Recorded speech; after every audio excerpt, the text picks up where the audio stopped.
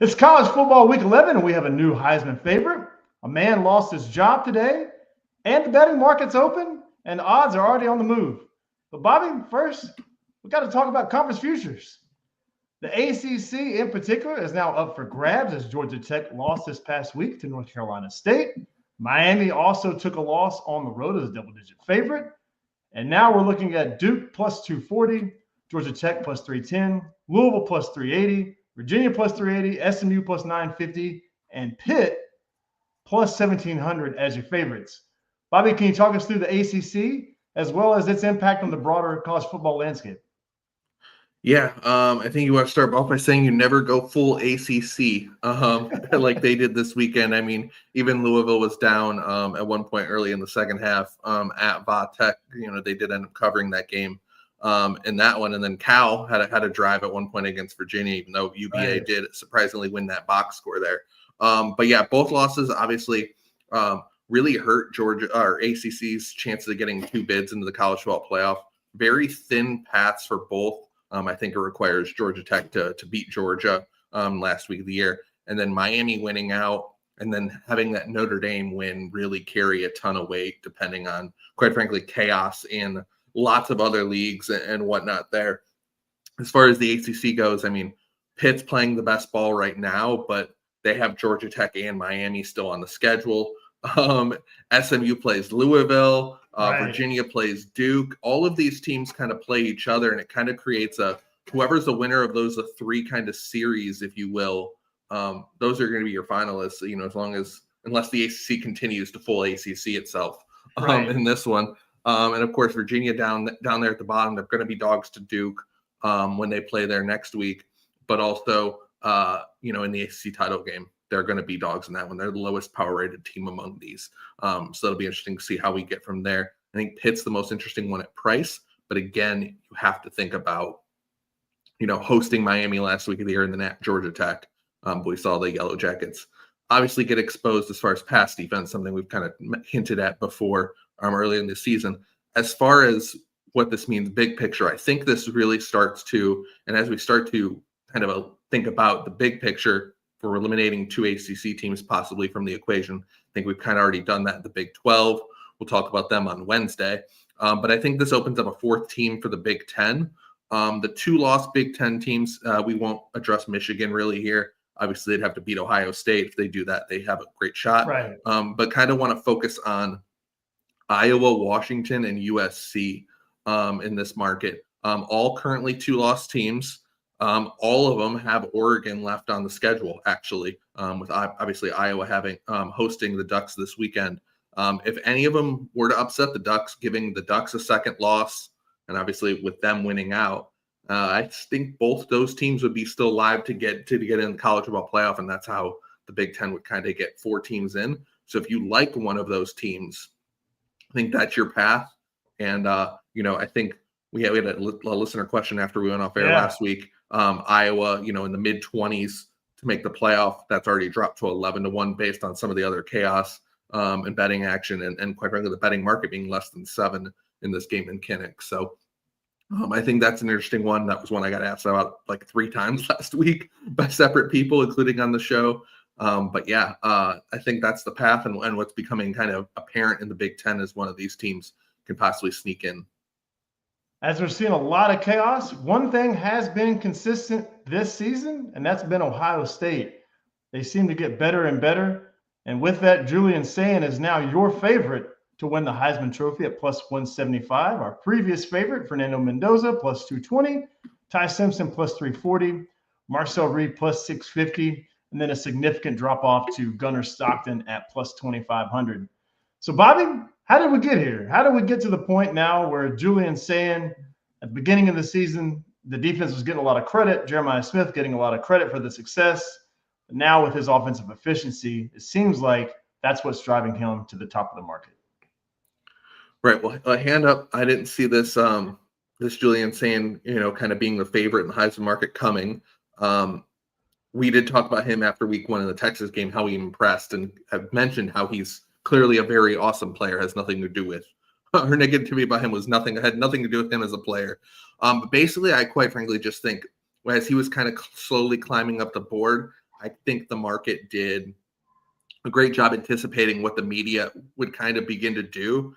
And now that the Ohio State offense has got going a little bit, obviously they're putting up big numbers against the Big Ten schedule here. They're giving Sayin flowers and retroactively giving him credit for the previous games now, kind of all at once. We saw those murmurs, Cover 3, I know, is like, hey, maybe Sayin's in it, couple other podcasts. And I know there's some skepticism out there, like, really? Like, he has no buzz. Obviously, those wide receivers, the lack of a true moment. He wasn't and still isn't like doing well in the straw polls that come out every week. Well, we saw that flip on Saturday as the narrative begins to go. Pavi obviously falling back, IU dominating Maryland, but Mendoza having just a meh stat line in that one.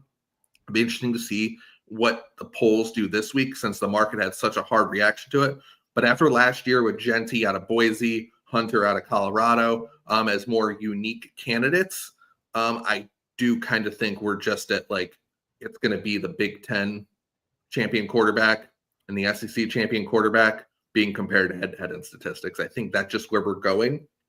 And I think the only player outside of that could even have a shot is still Pavia, actually. Just because if you get Vandy to the playoff, that's still an accomplishment. They still have a shot to go 10-2. Big game against Tennessee last week of the year.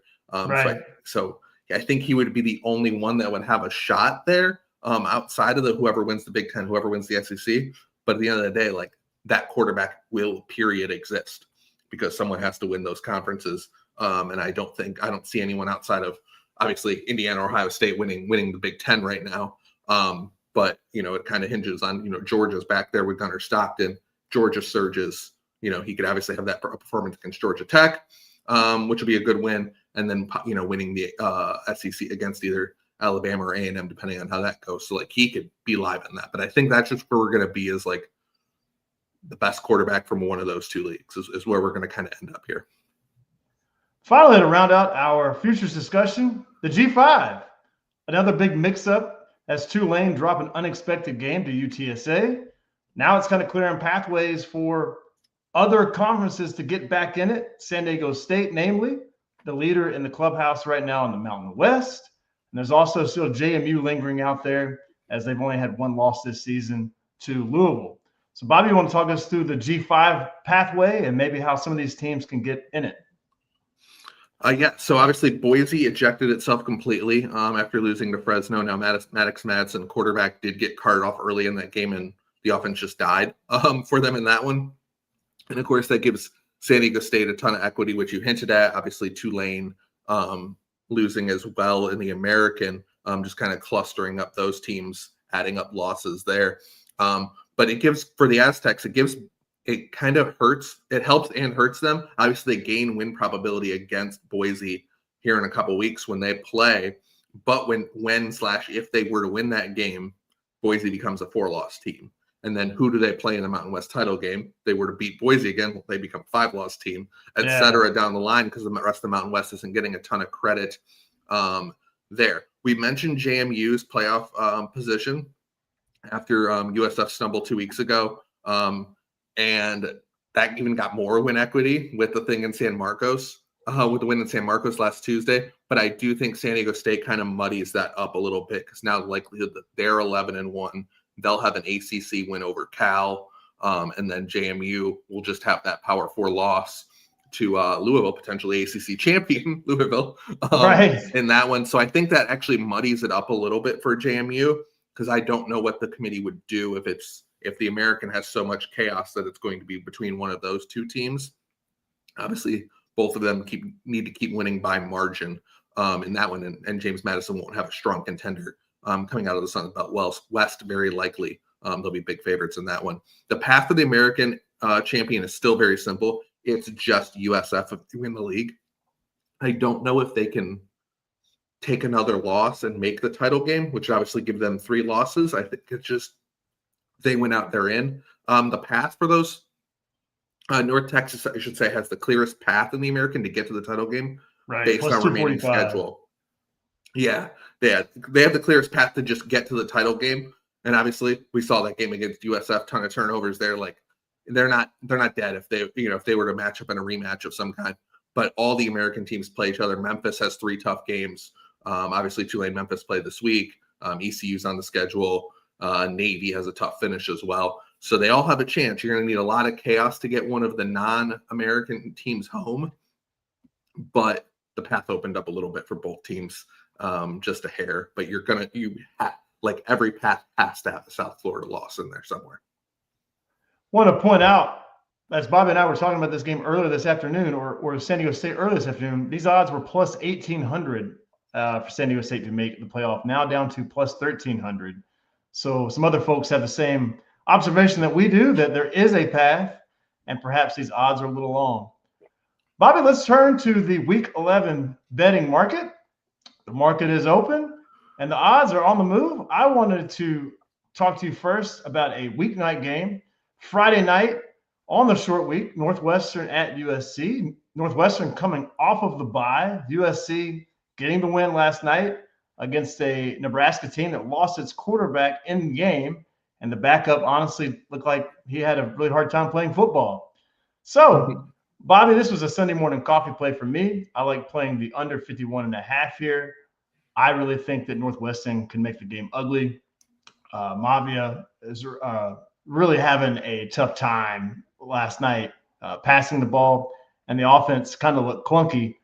What are your thoughts here on this weeknight game, Northwestern USC? Yeah, I do think it's a kind of a dog under correlated game if that's the side you like there. You do want to run at USC, as we mentioned in that big game breakdown last Wednesday, and the Wildcats are going to do that. Now, if you look at what you've seen at USC's offense, they're at home here, and we've obviously seen those splits between home and road the last couple of years with them. But that performance by Mayava was pretty jarring, and I do think the Northwestern secondary does have some guys where they can compete here. I'm on market here in terms of just the raw number, but again, like I've kind of mentioned to you before, that doesn't take account like spot or matchups or anything like that. Right. Like I said, I do think it's a little bit that there is some correlation there with that. So, but yeah, certainly a spot play with Northwestern coming off the bye that helps to travel a little bit. As we've kind of mentioned that with the Big Ten being the more a national conference now, and USC on a short week, with travel back home. So sure, definitely see the case for the under here in that one. Gotcha. For me, I actually want to start with a bigger market point before we get into the games here. The start of college basketball season is tomorrow.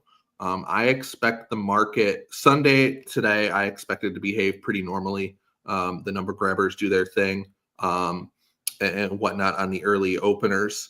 But I expect tomorrow and Tuesday to be really weird in the sense of that it won't behave in the same manner that it does in previous weeks.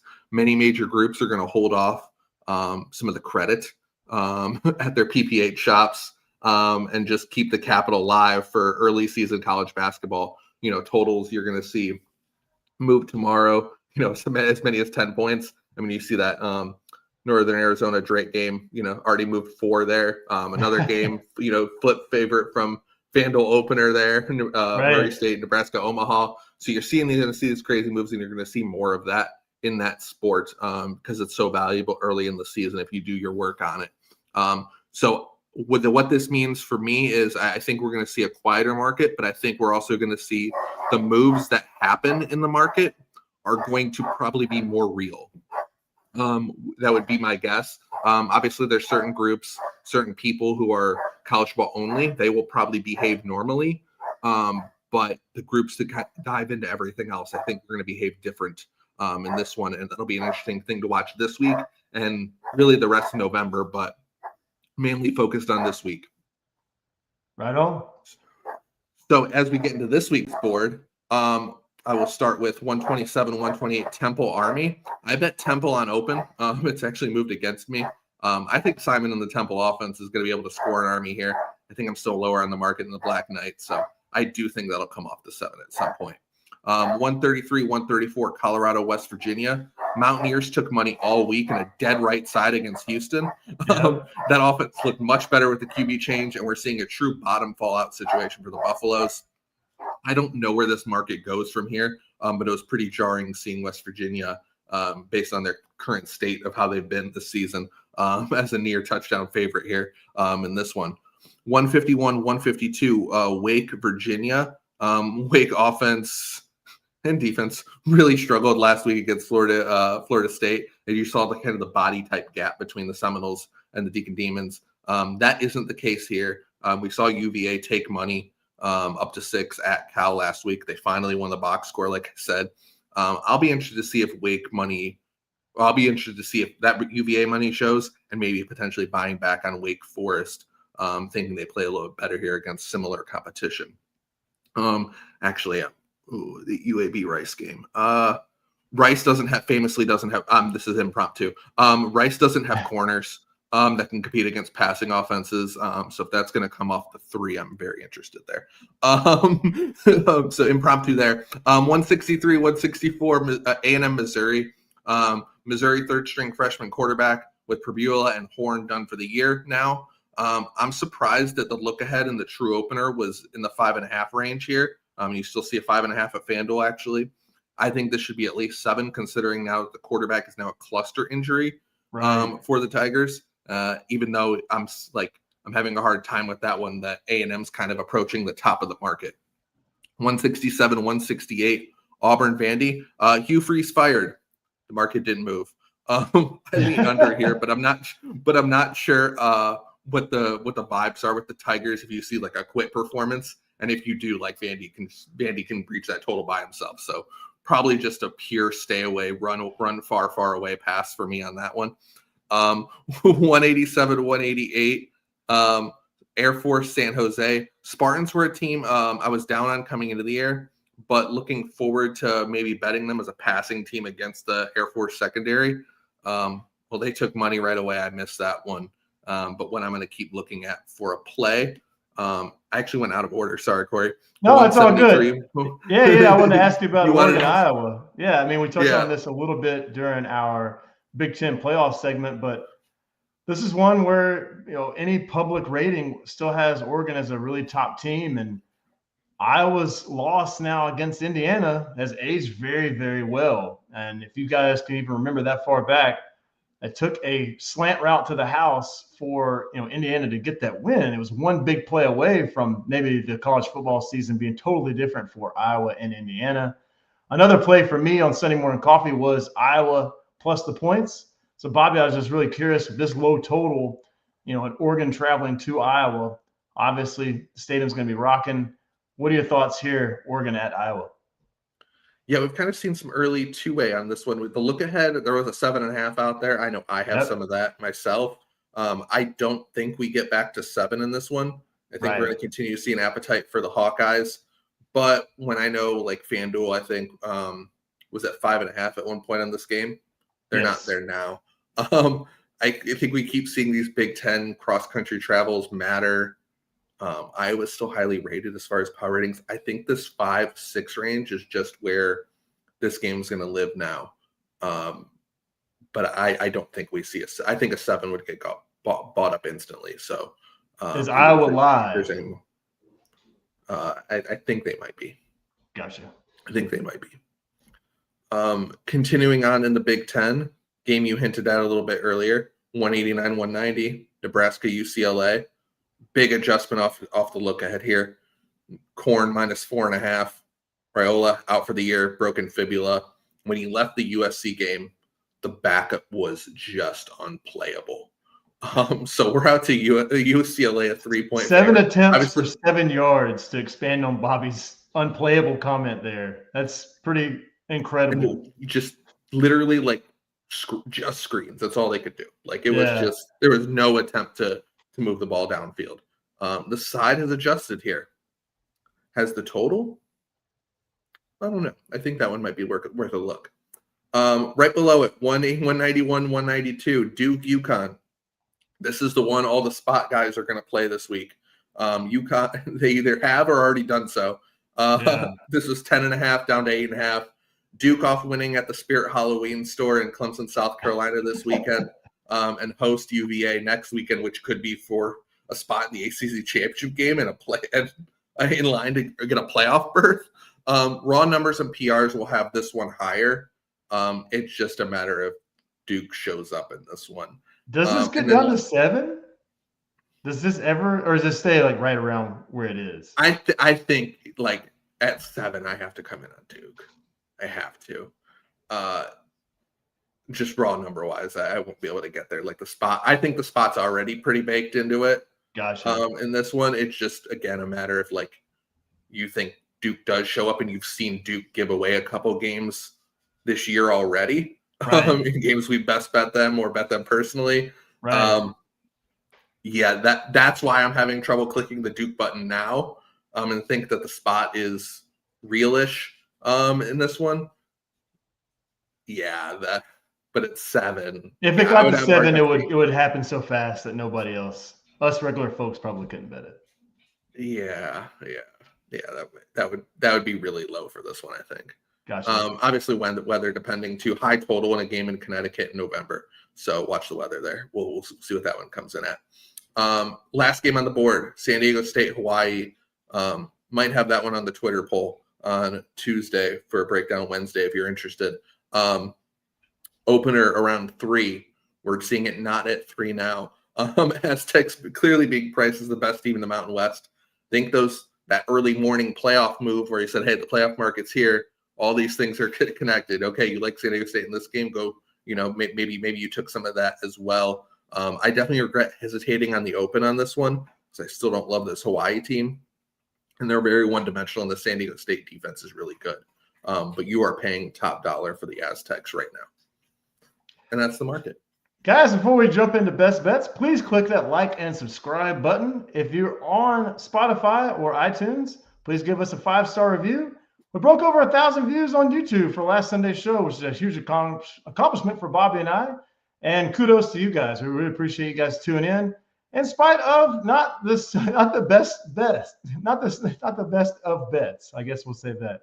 Bobby 1-2 last week, and we're going to keep plowing ahead here, week 11. We're going to play Tulane plus 6.5. We think they're live here against Memphis. Yep, we saw the Green Wave take a ton of money on game day against UTSA, and what ended up being, I actually leaned with the Roadrunners there. That was an excellent spot for them in that one. But I think we've seen this one adjust too much off this. I think this game should be more in the 3.5-4 range in this one. So give me Tulane plus the candy in this one. And then for our next best bet, we are going to stay in the American. I like Tulsa plus the 4.5 here. Another just live dog. Florida Atlantic has no defense here. And I like Tulsa. Tulsa has a really good pass rush and it's excellent on the ground. So I think that we'll put up points in this one. In this one, and I think they're live to win this one as well. And last one, let's go late night out west. An ugly game, a team that can't win a box score, can barely win a game. But let's lay 18.5 with the Beavs of Oregon State against Sam Houston State in a weird game. Why is Sam Houston traveling up here? I just think Sam Houston's barely, this is a play against them. And the idea that Oregon State seems to be playing better post head coach firing. I think Hankerson, the running back, is going to have a ton of success on the ground. Sam Houston's not going to score any points. I think Oregon State wins this. They have different athletes than Sam Houston. I think it's a clear mismatch of styles. Even if it's really hard to lay a big number with Oregon State, I make this on the other side of 21. You can follow Bobby at BobbyDigital2 on Twitter. You can follow the show at CFB900. Twitter poll Tuesday will be published around lunchtime, letting you guys vote and decide on what game you want to be broken down as part of Big Game Breakdown Wednesday. Bobby and I will be back here Wednesday night, talking everything that happened in the market, as well as breaking down those big games and having a couple more best bets for week 11. So until then, enjoy the Maction on Tuesday night. Wishing you guys all the best of luck. Adios.